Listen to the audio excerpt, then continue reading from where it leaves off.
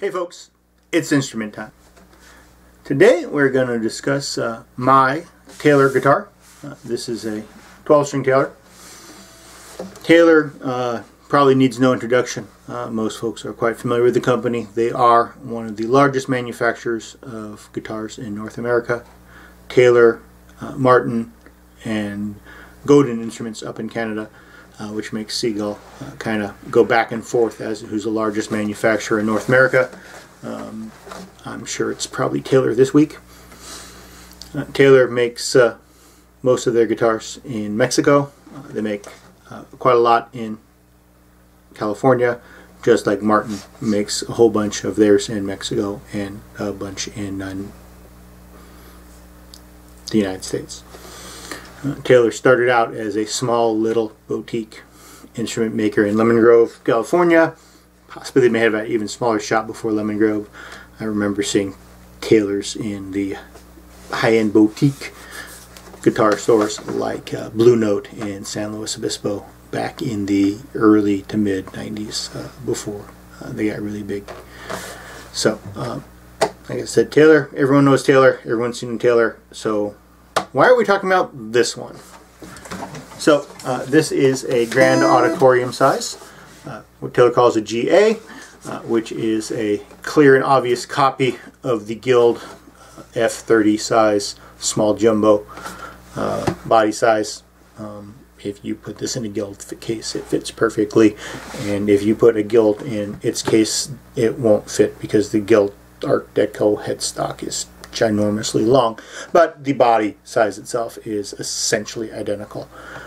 It has a standard scale length of 25.4 inches. Again, not unusual, so nothing special about that. Taylors have a 15-inch radius, which is a little bit tighter than a Martin, but doesn't feel substantially different than a 16. It's definitely not as tight as a 12-inch like you might find on some Guilds or on a Gibson guitar. 14 frets clear the body, which is again fairly standard. This one does not have a cutaway. Taylors are of course well known for coming with cutaways on electronics, and it has truss rod adjustment up here at the headstock like a Gibson does, rather than in the sound hole like a Martin. So why are we talking about this one? This is part of Taylor's long discontinued, and by long discontinued I mean 2013, Acoustic Series.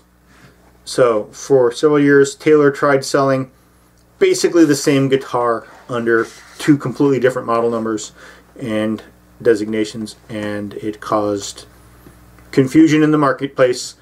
And at a certain point you are taking sales from yourself, in which case why have two separate models and marketing? So from a business efficiency standpoint it didn't make a lot of sense. From a musician standpoint it made a lot of sense, and I really like this specific version of the Taylor, which was the Acoustic Series. So the Acoustic Series came with no ugly Taylor pickguard. I do not like giant pepperoni style pickguards, so the fact that this came clean is nice, much like often finger style guitars will come without a pickguard or a clear one. This has none whatsoever. I added the John Pierce armrest. People will ask if I don't mention that. I've handed it to people and they haven't even noticed it before. It rounds off the corner, makes it really nice. Keeps your arm off of the top. 12 strings are fairly heavily braced as it is, and therefore keeping your arm off the top can really help with the sustain and just the musicality of the instrument. And I find that they help a lot more on 12s compared to 6 strings. So I often put this on 12 string before. This is a John Pierce Slimline ebony armrest. Again, they came with no pickups in them, so no giant knobs. I do not like the knobs of the Taylor Expression System. I think they are seriously ugly. No weird screw holes in the bridge for the magnetic pickups, which again I think are seriously ugly. And of course no Taylor Expression System, which to me is a major bonus because in my humble opinion they sound awful. I have never liked the Taylor expression system. The magnetic element makes them sound magnetic.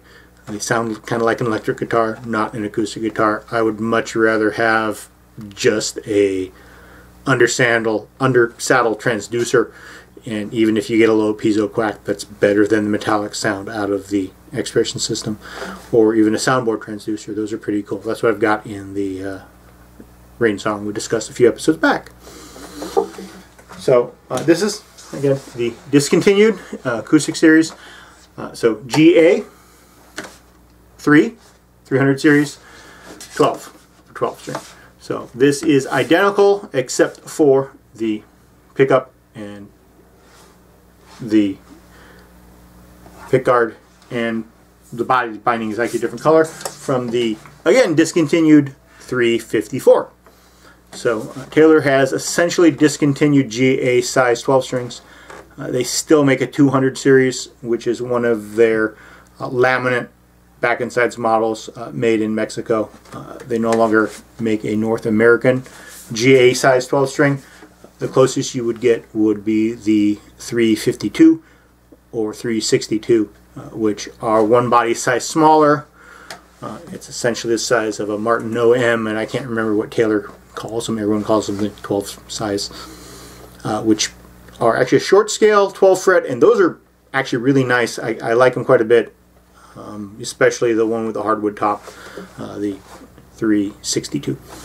This has a solid spruce top, as you would expect from a normal 300 series Taylor.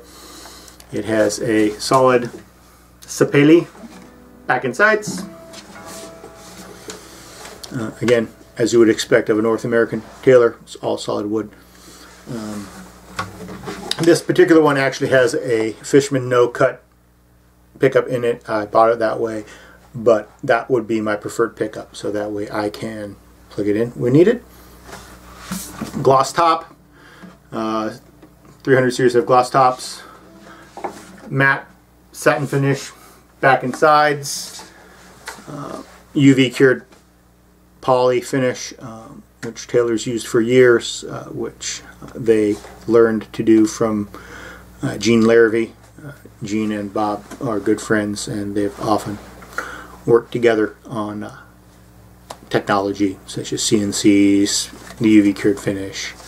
They both started using coated strings within weeks of each other. So, and of course, Larrivee is well known for providing wood to all sorts of manufacturers besides themselves, and a lot of Taylor's wood comes from Larrivee as well.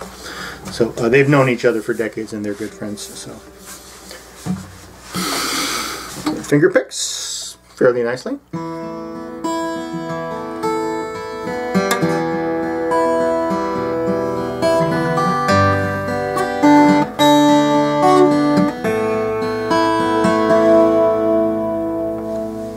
Sustains nice, keeps going. Strums really well. Like Taylor's, it's a little bit bright.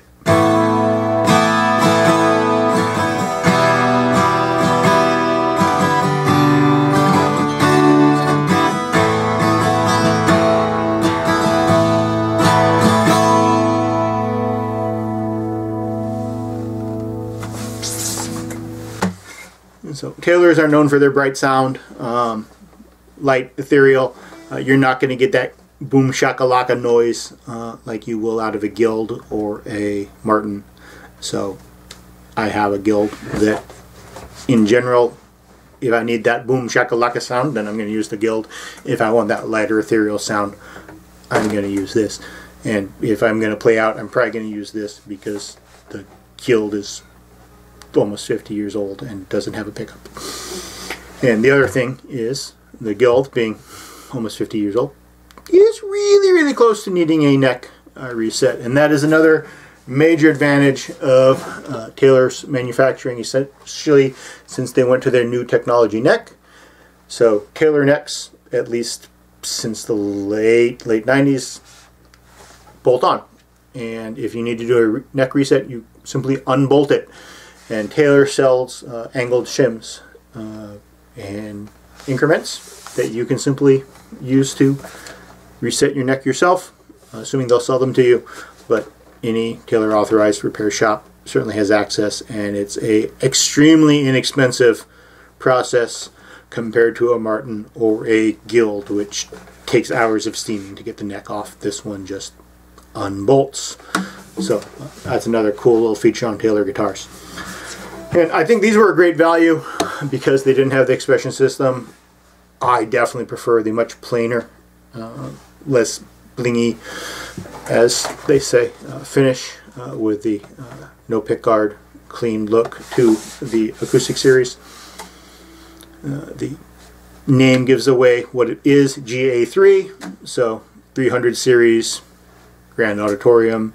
GA4 would have been a 400 series Grand Auditorium.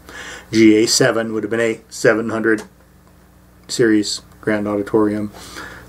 They made them in, I believe, all the body styles, so you could get a DN3 dreadnought. Those are actually very popular and really good sounding dreadnoughts. I believe every size was made, even the 12 size, which was, again, one size down from this. These are, obviously, since they're discontinued, only available in the used market, but they are a fantastic value when you find them because they're a little confusing with the nomenclature. Not everyone is exactly sure what they are, and because they don't have Taylor's signature electronics, they also go for a little less as well. So these are a great deal. I do like them.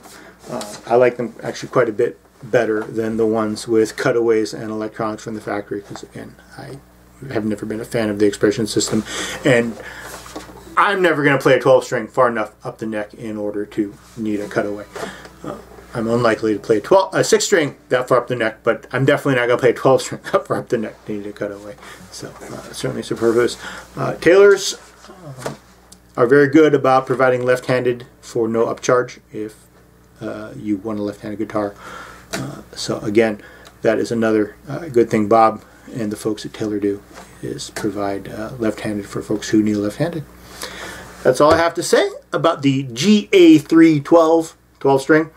So thank you for listening. As always, if you like this content, please like, subscribe, leave a comment below. YouTube's algorithm likes to share stuff with comments. The more comments, the better. Even if you just say at me, YouTube likes that. So thank you very much, and we will see you next time on Instrument Time.